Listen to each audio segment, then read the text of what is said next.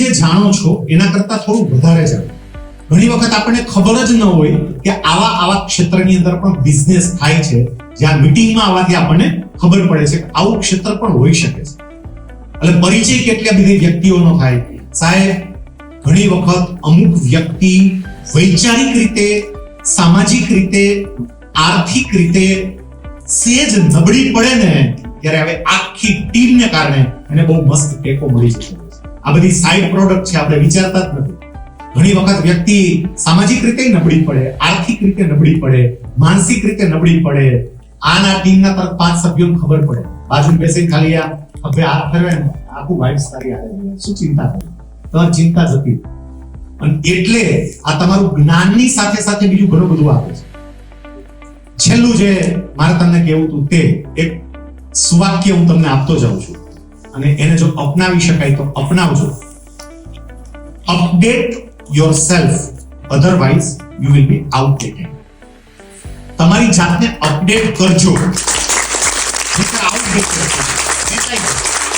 જાતને અપડેટ નહીં કરી શકો ને તો ફેંકાઈ જશો. આ હું નથી, આપણા શાસ્ત્રો કહે છે. ભગવાન વિષ્ણુના દશાવતારની જે કથા છે ને, એ દશાવતારની કથા આપણને એ સંદેશ આપી જાય છે કે તમારી જાતને અપડેટ કરજો. ભગવાન વિષ્ણુના દશાવતારની વાત તમે સાંભળી હશે, પણ કદાચ આ એંગલથી નહીં સાંભળી હોય. હું માત્ર 2 મિનિટમાં તમારી પાસે રજૂ. ભગવાન વિષ્ણુનો સૌથી પહેલો અવતાર કયો હતો? કોઈ ખબર? સૌથી પહેલો અવતાર મત્સ્ય અવતાર. અને માછલી એટલે જળમાં રહેનારો જીવ.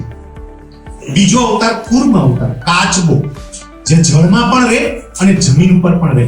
અપડેશન જોતા જાય. હવે માત્ર જળમાં નહીં, જળ ઉપરથી થોડીક પ્રગતિ જમીન ઉપર.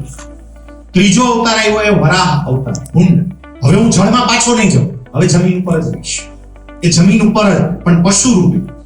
ચોથો અવતાર જે આવ્યો એ નૃસિંહ અવતાર, અડધા પશુ અડધા મનુષ્ય. હવે પશુમાંથી મનુષ્ય તરફની યાત્રા, માત્ર પશુ તરીકે નહીં, એથી આગળ મનુષ્ય તરફની યાત્રા.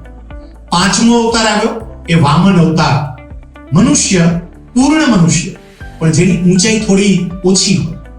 છઠ્ઠો અવતાર આવ્યો પરશુરામ અવતાર, હવે પૂર્ણ મનુષ્ય, એકદમ ઊંચાઈ સાથે. સાતમો અવતાર રામ અવતાર, ખાલી મનુષ્ય નહીં, મર્યાદામાં રહીને કઈ રીતે જીવન જીવવું, શિસ્તમાં રહીને કઈ રીતે જીવન જીવવું.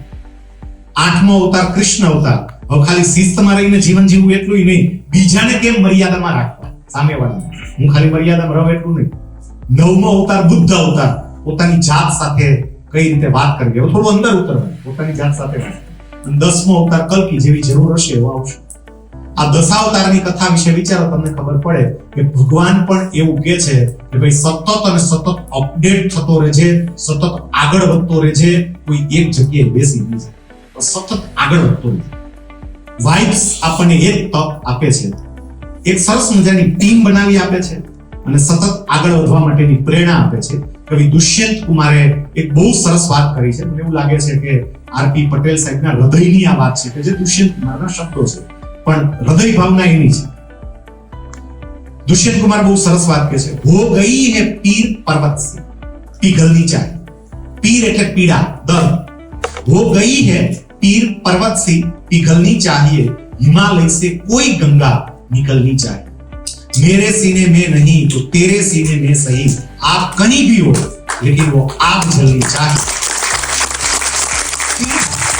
हंगामा खड़ा करना मेरा मकसद नहीं, खाली बातों करके पूरा करो એવું નહીં. सिर्फ हंगामा खड़ा करना मेरा मकसद नहीं, कोशिश रहेगी कि सूरत बदलनी चाहिए. क्योंकि वो प्रयत्न करिए कि नवा यंग एंटरप्रेन्योर ने બહુ સરસ મજાનું પ્લેટફોર્મ મળે. અને વાઇબ્સના માધ્યમથી ગુજરાતની અંદર અલગ અલગ 7 ચેપ્ટર શરૂ થઈ ગયા, જે બતાવે છે કે એમની એ હૃદય ભાવનાને આવકાર પણ મળી રહ્યો છે. આ બધા ખૂબ પ્રગતિ કરો, ખૂબ આગળ વધો. હું તો કહું છું એટલે સુધી આગળ વધો કે તમારી કંપનીના શેરમાં રોકાણ કરવા માટે મને આમ પ્રેરણા મળે એટલા આગળ વધો એવી શુભેચ્છા. Thank you.